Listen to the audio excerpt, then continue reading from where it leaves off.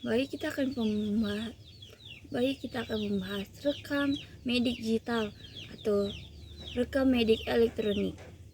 Pengertiannya, rekam medik digital atau RMD adalah dokumen medis pasien yang disimpan, diolah, dan diakses dalam format elektronik.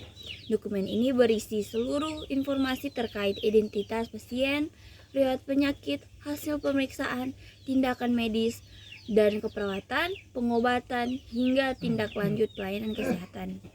Lalu ada menurut WHO, Electronic Medical Record adalah catatan digital dari informasi medis pasien yang dibuat, disimpan, dan dikelola oleh satu fasilitas kesehatan. Yang kedua, tujuan rekam medik digital.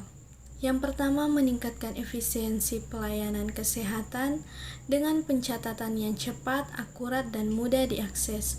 Dan yang kedua, menjamin kesinambungan asuhan pasien melalui akses data yang terintegrasi antar tenaga kesehatan.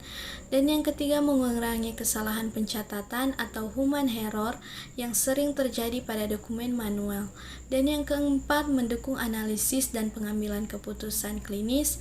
Dan yang kelima, memperkuat aspek hukum dan etika profesi melalui pencatatan yang rapi dan terekam otomatis. Yang ketiga, komponen dalam rekam medik digital. Rekam medik digital biasanya berisi yang pertama, data administrasi pasien, identitas nomor rekam medis, alamat dan kontak. Yang kedua, riwayat kesehatan, riwayat penyakit dahulu, alergi, operasi, dan kondisi kronis. Yang ketiga, catatan keperawatan, asuhan keperawatan, rencana tindakan, evaluasi hasil intervensi. Yang keempat, hasil laboratorium dan radiologi. Dapat terintegrasi langsung dari sistem lain. Yang kelima, obat-obatan dan terapi. Riwayat resep, dosis, serta waktu pemberian obat. Yang keenam, catatan konsultasi antara tenaga kesehatan. Yang ketujuh, data vital pasien dan pemantauan harian. Yang kedelapan, dokumentasi digital lainnya.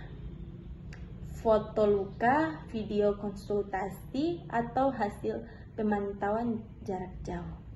Terima kasih. 4.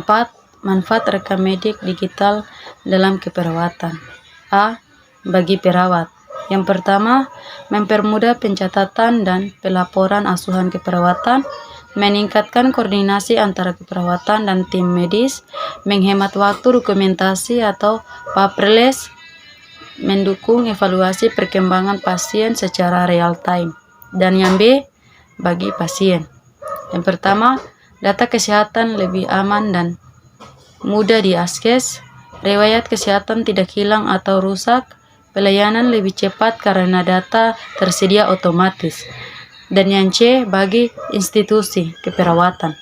Yang pertama, mengurangi penggunaan kertas dan ruang arsip, mendukung auditi mutu layanan dan akreditasi rumah sakit, dapat digunakan untuk analisis epidemiologis dan penelitian klinik. 5. Tantangan dan isu dalam penerapan RMD. A. Keamanan dan privasi data. Risiko kebocoran data atau akses ilegal. Diperlukan sistem enkripsi, autentifikasi pengguna, dan regulasi ketat. B. Interoperabilitas sistem. Tidak semua rumah sakit menggunakan sistem yang kompatibel. Kesulitan pertukaran data antar fasilitas kesehatan. Yang ke-C, kesiapan sumber daya manusia. Perawat dan tenaga kesehatan perlu pelatihan khusus untuk mengoperasikan sistem digital. Resistensi terhadap perubahan dari sistem manual ke sistem elektronik. D. Aspek etik dan hukum. Data medis merupakan rahasia yang dilindungi undang-undang. Harus ada persetujuan pasien untuk berbagi data lintas fasilitas. E. infrastruktur teknologi. Dibutuhkan jaringan internet stabil dan server penyimpanan yang aman. Biaya awal implementasi sistem cukup tinggi. Selanjutnya yang keenam yaitu kebijakan dan regulasi di Indonesia. Beberapa dasar hukum yang mengatur Rekammedik digital antara lain yaitu yang pertama Undang-Undang Nomor 17 Tahun 2023 tentang Kesehatan untuk mengatur kewajiban digitalisasi layanan kesehatan. Yang kedua Permenkes Nomor 24 Tahun 2022 tentang rekam medis yaitu menegaskan bahwa RME adalah bentuk sah dari rekam medis.